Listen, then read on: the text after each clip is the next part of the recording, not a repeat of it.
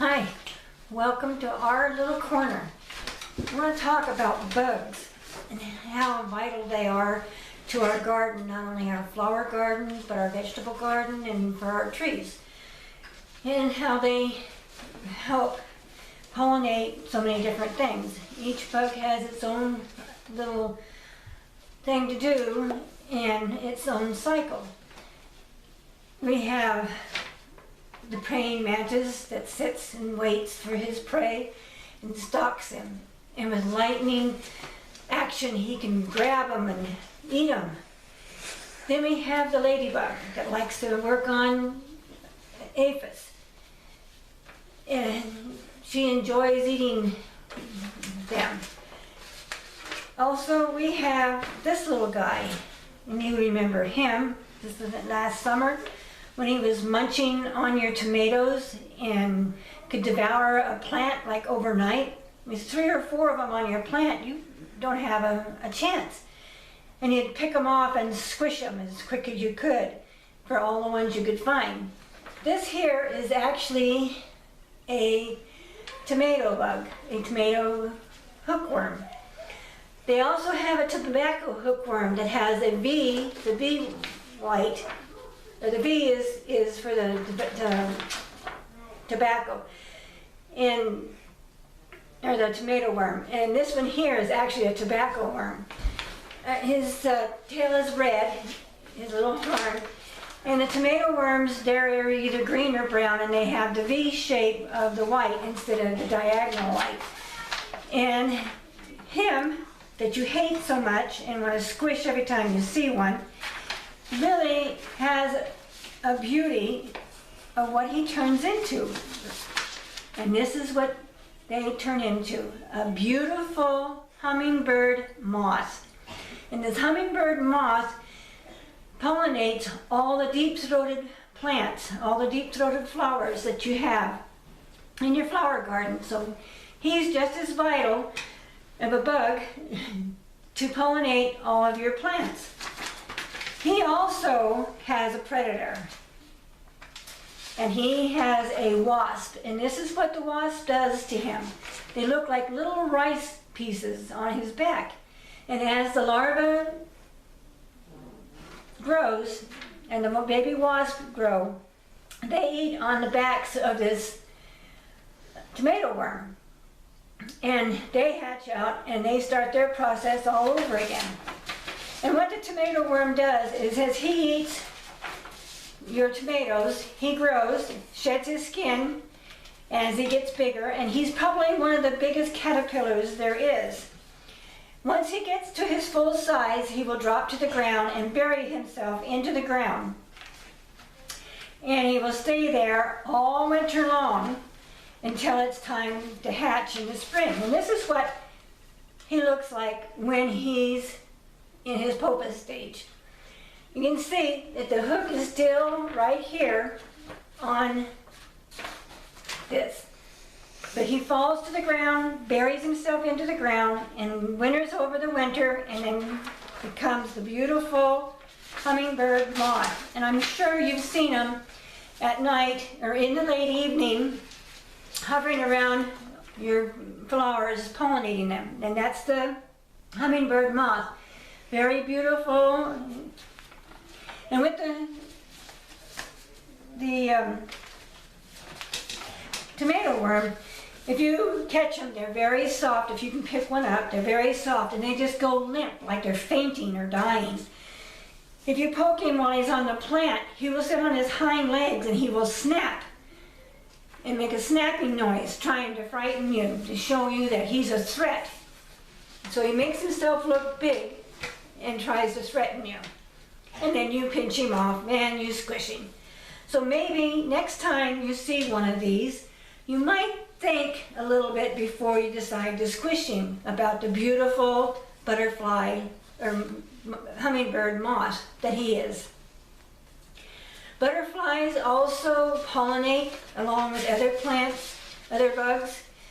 They not only pollinate your flowers, but they pollinate trees.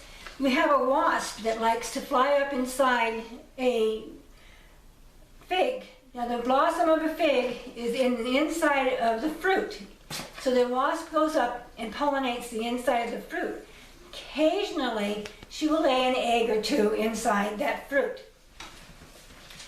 So, but it's not going to hurt you, so don't worry about it. No one's died from eating a fig with a wasp in it, a baby wasp, an egg.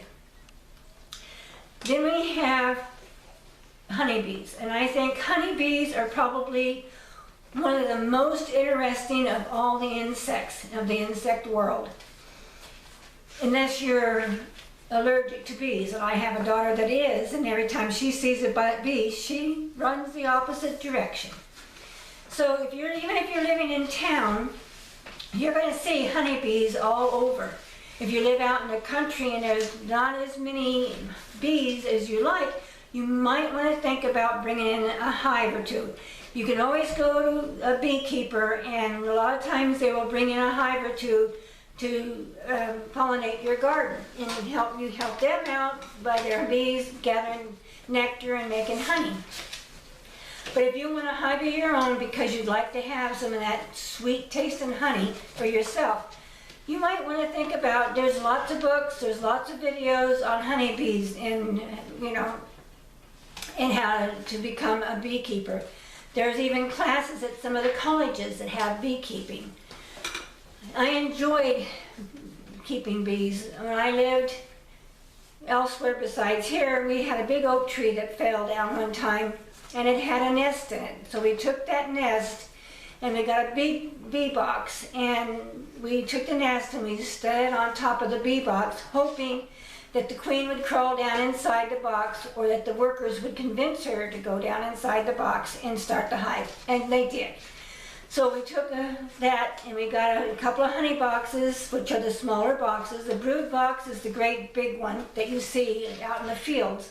And the smaller boxes on top are actually the honey boxes. That's where the honey is. And the brood box is just where the queen lays babies. And the smaller boxes are just where the honey goes.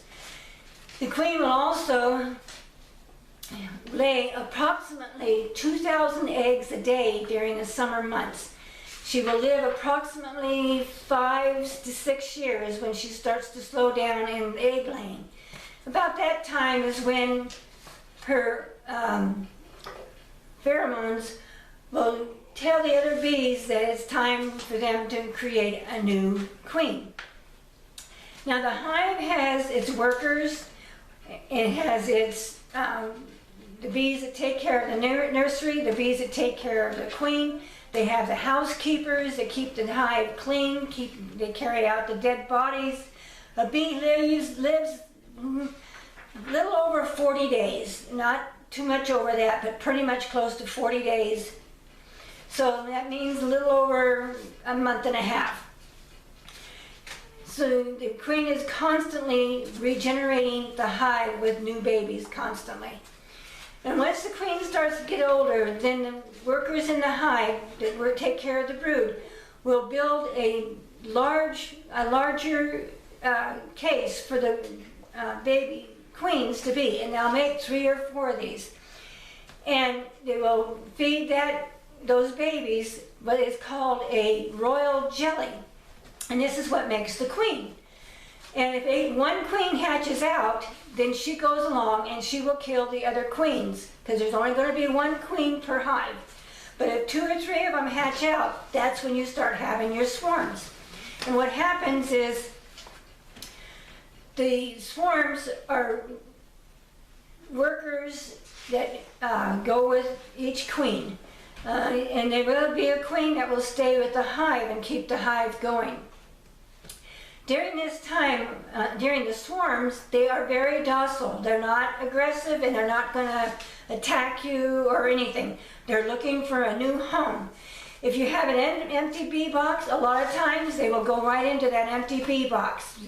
They send out scouts to scout and look. They like old barns, they like eaves of houses, they like crevices, they like trees, hollowed out trees. There's a lot of different things that they will take and build their homes in, their hive.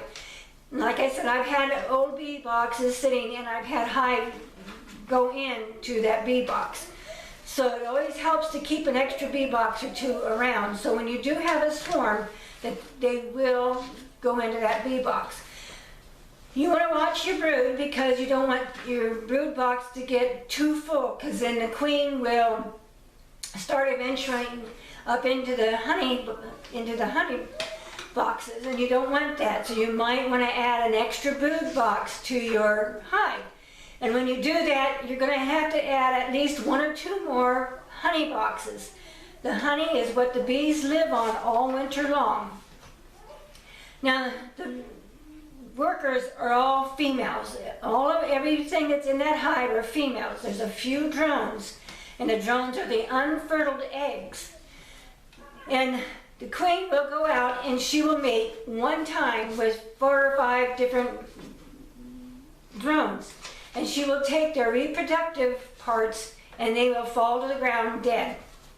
And she will come back to the hive and she will never have to mate again for 5 to 6 years. Then she will slowly die, and as she dies off, the new queen will come in and take over the hive, and usually they will kill the older queen and the bees will take her out and dump her body right outside the beehive. Then you have the ones that guard the front of the beehive. They are the guards, and they will protect the hive the best they can. You can have a wasp come in, and a group of wasps can wipe out a beehive and nothing flatten. Bees only have a stinger to protect themselves with. They don't have the pinchers like the wasps do, or the hornets. They don't have that. They just have a stinger, and they're pretty much defenseless when it comes to hornets and yellow jackets and that type. And they can pretty well devastate a hive. They'll take the brood and feed it to their young. They will take the honey and everything. So the bees are pretty much can take care of themselves. A lot of times the workers, if there is a intruder, they will try and do their best to close up the entrances as small as they can. In the wintertime, they will make it a lot smaller to keep it a little cool, keep the heat in. The bees like to keep their hive at a certain temperature year-round. Summer, winter, fall, and spring. No matter how cold it is, it stays at one temperature. And they do that by flapping their wings and putting out heat. They flap their wings to keep it cool in the winter, and they flap their wings to make heat cool in the summer and heat in the winter. The honey also helps them to do this, to keep this hive at a certain temperature all winter long and all summer long. In the summertime, they'll open up the hive a little bit more. They'll take out, if there's a hole in the hive, they'll open that hole back up and allow a little more breeze come through to help them keep the hive cooler. They'll open the front of the box a little more to keep the air flowing through. But in the wintertime, they'll try and patch all the holes that are in the box. They'll try and get the front of the box, the opening of the box a little smaller. In the wintertime, the bees don't go out as much in the wintertime to pollinate, because there's not much to pollinate during the winter. There's very little plants and flowers that need pollinating during the winter months. So the bees do live off of their honey all winter. They also try and keep just a few drones in the wintertime. They're not going to feed a whole lot of drones because the males do not work. They just run around and kind of make advances to all the little bees to keep them, a little happier. And bees will keep their hive protected as much as possible. Anyway, I hope that helped you a little bit with bees. Beekeeping is really a fun thing to do. It's enjoyable. Getting the honey is really fun. I had a bear one time come through my place, and he absolutely just devastated my one hive. He pushed it over and ate everything. He ate the brood, the honey, all the wax and everything. He tore the boxes completely apart where they weren't even fixable. And then he went down to another section of my place that I had bees at, and it was just a young cub, so he was full. So he wasn't hungry, but he just pushed the hive over. And I had a whole lot of mad honeybees. I had my bee suit, had it on, my mask was full of bees on the face of it. I could hardly see what I was doing. I had help and we got the beehive back up and set it back up, got everything put back together. And the bees were not very happy. They were, I mean, you could hear them trying to get through to get to us, even though we were trying to help them put everything back together and get them back to where they were organized again. And it took several weeks before they were calmed down enough that you could walk past the hive. We would have to give them a wide berth because they would come out and they would come towards us like they were going to get us, and they were basically just telling us to stay away, that they needed time. And we got them to where they were a little more happy and they calmed down, but it took about almost 2 months before they decided that they could live happily. I imagine it took them a while to straighten things out in that hive. It pretty much probably messed a lot of the brood up. He didn't break the boxes open or anything, he just pushed them over to where they were on their side. The bees do glue the boxes pretty good together, but he did knock one honey box completely off, and so I think they were probably mad about that. And it didn't seem like it hurt the queen any. The box kept thriving quite well, so I don't think that it hurt the queen any. But they were extremely mad. And it was a good thing we had bee suits, because sometimes I can go in there with the bees and I can smoke them a little bit and not really have to have a bee suit. They get kind of used to you sometimes, knowing that you're not going to disturb them. But it's always best to have a bee suit, just in case, you know, especially when you're first starting out, you need that bee suit. Anyway, hope you have fun, hope you get lots of bees, and we'll see you later. Bye.